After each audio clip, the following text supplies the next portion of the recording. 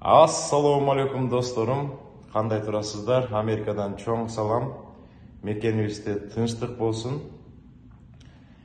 Бизде Америкада кечке жуук жатардын астында эшикке чыгып кичине сейилдеп сиздер менен ой бөлүшөйүн деп чечтим биздин депутаттар жөнүндө. 2-3 күн мурун Азаттыкка бир сүрөт чыгыптыр. Депутаттар ак үйдө отуруп кан тапшырып жатат депчи. Астында бир 1000ге жакын комментарий бар экен. Ар бир комментарияны шашпай окуп чыктым. Бир дагы биздин депутаттарды колдогон комментария көргөн жокмун.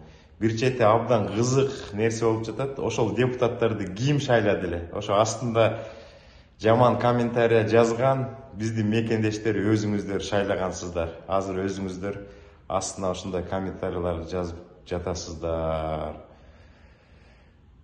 Биздин депутаттарды Баткенге чегаранын жанына көчүрүш керек. Ошондо чегара маселеси чечилет.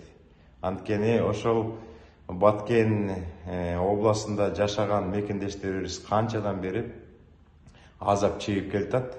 Эгерде ошол депутаттар отурган ак үйдү Тажикстан менен Кыргызстандын границасына Баткенге көчүргөндө бул маселе эч ак чечилмек.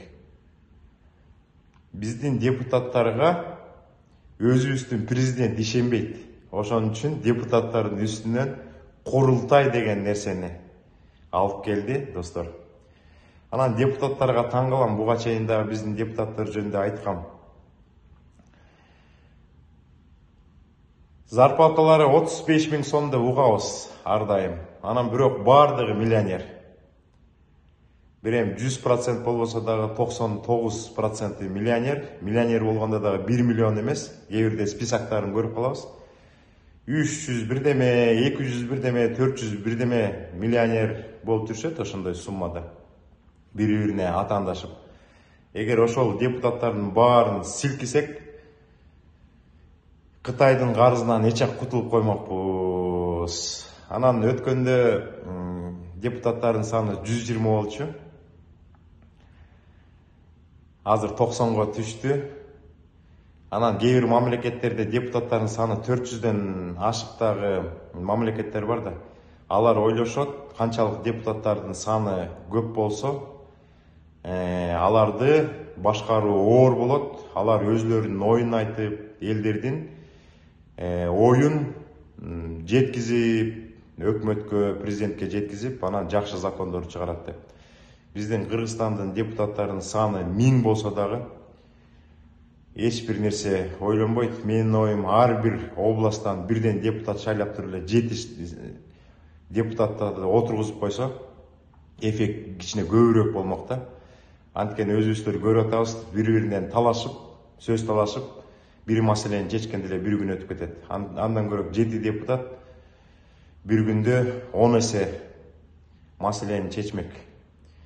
Чет мамлекетте көптөгөн мекендештерибиз 5, 10, 20 жылдан бери чоң суммадагы акчаларды таап иштеп жүрүшөт. Депутаттарлардын зарплатасы 30-35 000, бул деген даже где-то 300-400 доллардын эле тегереги болуш керек да. Анан бардыгы миллионерлер. А депутаттарга караганда 100 эсе көп тапкан чет мамлекетте жүргөн мекендештерибиз эмнеге 10-15 жылдан бери миллионер боло алышпайт? 1-2 миллион жасай алышпайт. Алар келет дагы 5 жылдын ичинде 200, 300, 400 миллионго чейин жеткизип коет да доходдорун. Ай, кызык нерселер көп, достор. Айта берсе арман көп дегендей, биздин депутаттарга ынсап берсин.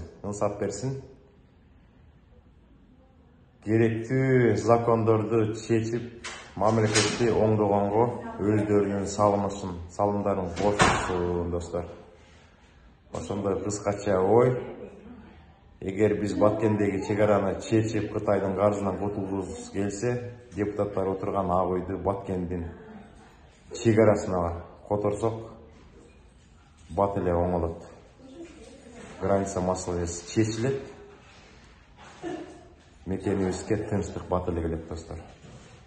Баарыңыздарга бейпил гүлүн дегендей жакшынакай тилектерди каалайбыз. Мекенибизде дагы бир жолу айтып кетиш керек, тынчтык болуш керек. Асманыбыз ачык болуш керек. Баткенде жашаган биздин мекендештер абдан эр жүрөк мекендештерибиз экен. Ызы чуу болот, үйлөрүнөн качышат, кайра эле ошол жерге барышат. Ошол биздин чек араны коргоп жаткан ошол биздин элдер. Элдерге таазим, Баткенде жашаган ар бир мекендешиме жаратканыбыз күч кубат берип, бекем ден соолук, аманчылык, ден соолук, барчылык, токчулук берсин. Кийинки эфирлерден жолуккуча сак саламатта болуңуздар, достор.